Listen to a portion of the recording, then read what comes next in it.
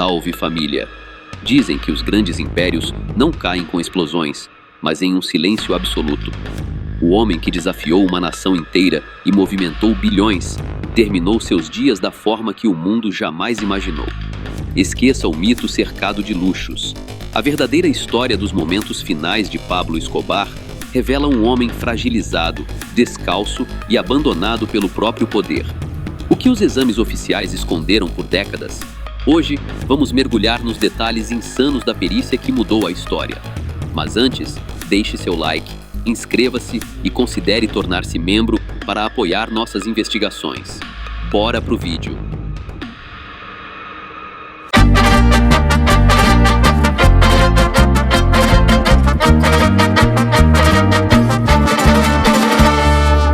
Muy buenas noches, Inés María. Pues es un ambiente de tranquilidad, de calma en la capital antioqueña. Hoy estuvimos acompañando a toda la gente que estuvo en el cementerio donde fueron las exequias, se realizaron las exequias de Pablo Escobar.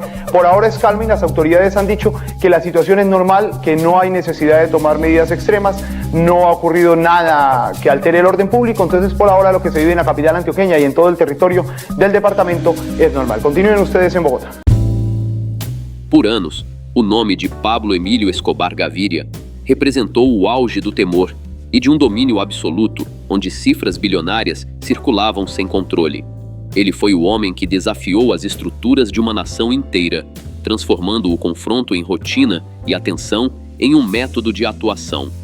No entanto, este relato não foca no auge do seu poder, não mostra o líder cercado por guardas, opulência e privilégios. Esta narrativa começa justamente quando tudo isso já havia evaporado, porque existiram pessoas que estiveram diante dele em seus momentos finais, não mais diante de um mito, mas sim de uma figura inerte sobre uma mesa de metal. Décadas se passaram, mas aqueles que estiveram presentes nos exames e na identificação oficial ainda recordam cada detalhe com uma precisão perturbadora. Um dos especialistas, o perito papiloscopista responsável pelas impressões digitais, opta até hoje pelo anonimato, não por receio, mas pelo impacto do que testemunhou. Quando ele chegou ao necrotério de Medellín, o primeiro choque foi o contraste. Aquela figura não lembrava em nada a imagem que o mundo tinha do líder. O homem ali presente estava visivelmente acima do peso, muito mais pesado do que se supunha. A barba era longa e descuidada. O cabelo, crescido e sem corte, não guardava vestígios do controle obsessivo que ele costumava ter sobre a própria aparência. Ele vestia apenas uma camiseta escura de mangas curtas. Estava descalço. Não trazia joias, relógios de luxo ou qualquer outro símbolo de ostentação. Era apenas uma figura fragilizada.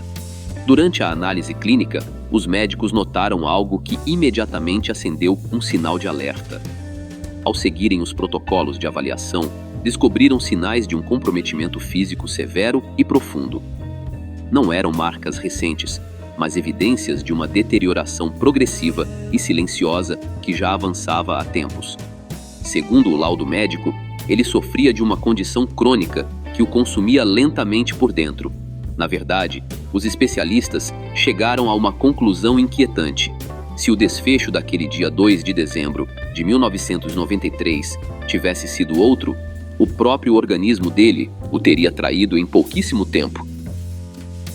Havia até mesmo relatos entre a equipe técnica de que Pablo dependia de sedativos extremamente potentes para suportar o desconforto físico. Eram substâncias de uma dosagem tão elevada que, segundo um dos presentes, seriam capazes de derrubar um animal de grande porte. O homem que outrora detinha um poder sem precedentes, agora dependia de compostos químicos apenas para se manter funcional. Enquanto isso, o processo de verificação oficial avançava. O especialista em identificação analisava meticulosamente cada detalhe das extremidades, coletando as marcas digitais com cautela extrema. A diretriz era absoluta. Não poderia haver qualquer margem de dúvida.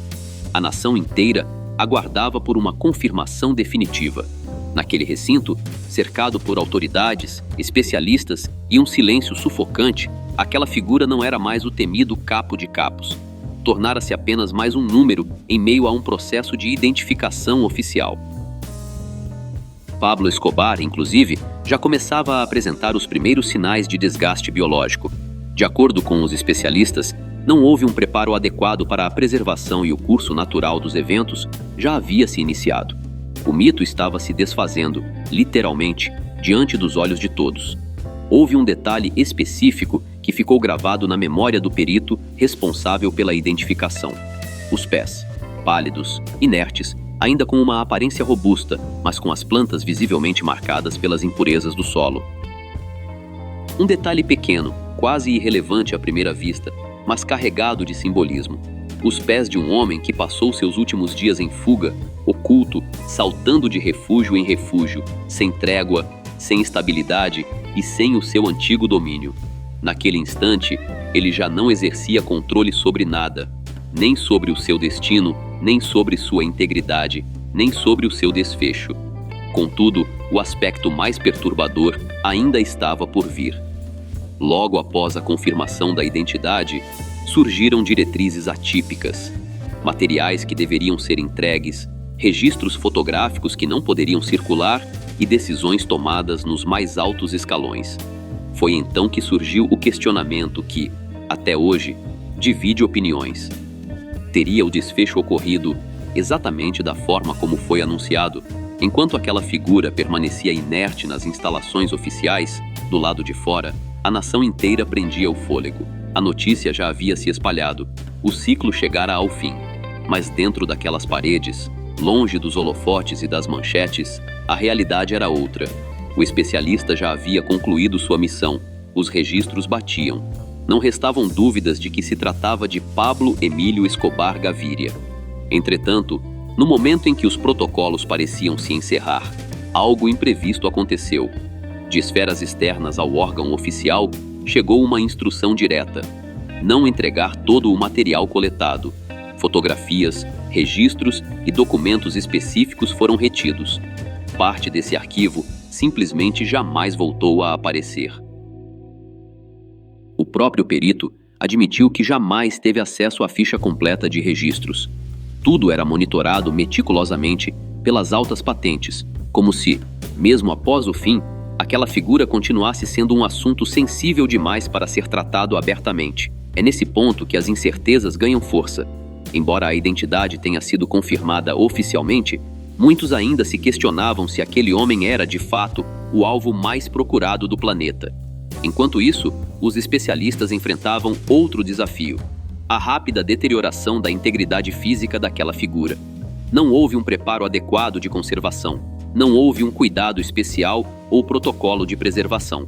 O processo natural avançava enquanto dezenas de pessoas, autoridades, agentes e funcionários entravam e saíam do local. Aquele que viveu cercado por excessos não recebeu sequer um tratamento protocolar básico após o ocorrido.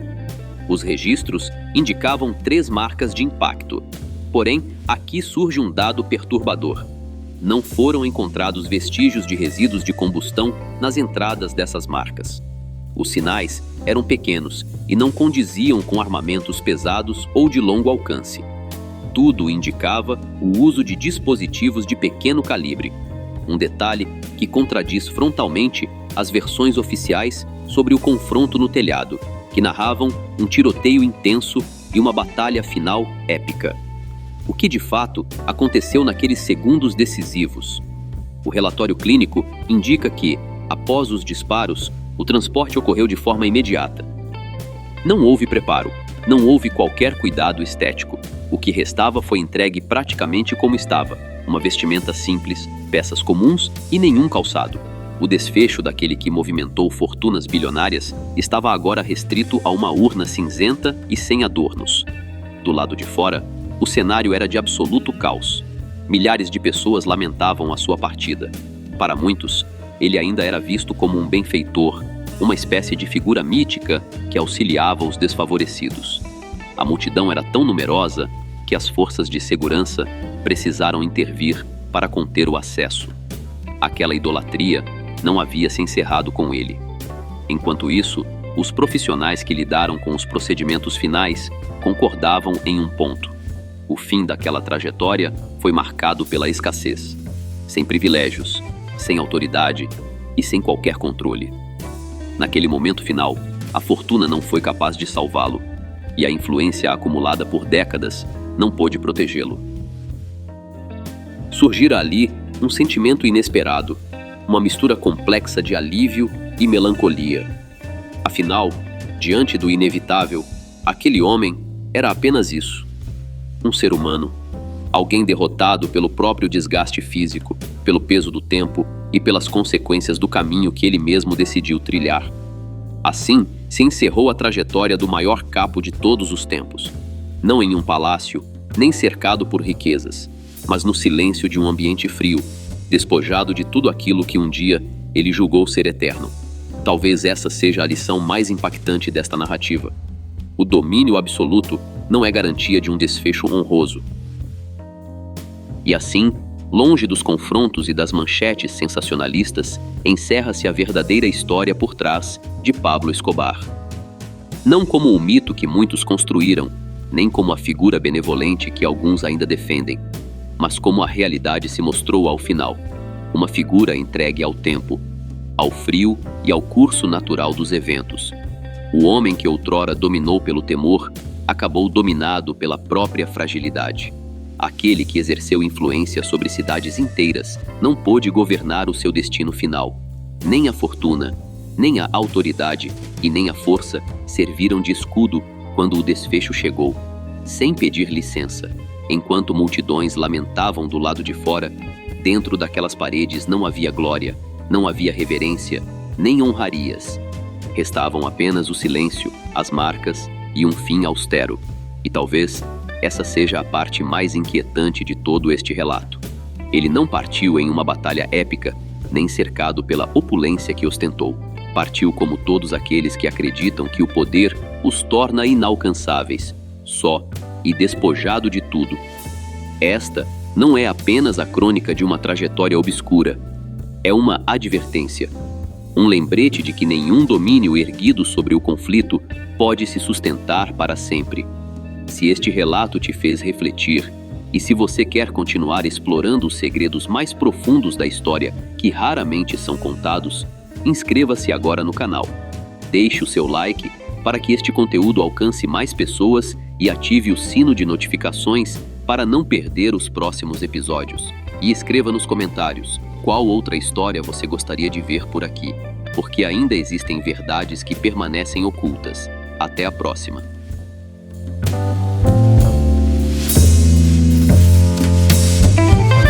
Galera, rapidinho, se vocês curtem o conteúdo aqui do canal e querem dar aquela força sem gastar nada a mais por isso, prestem atenção nessa dica.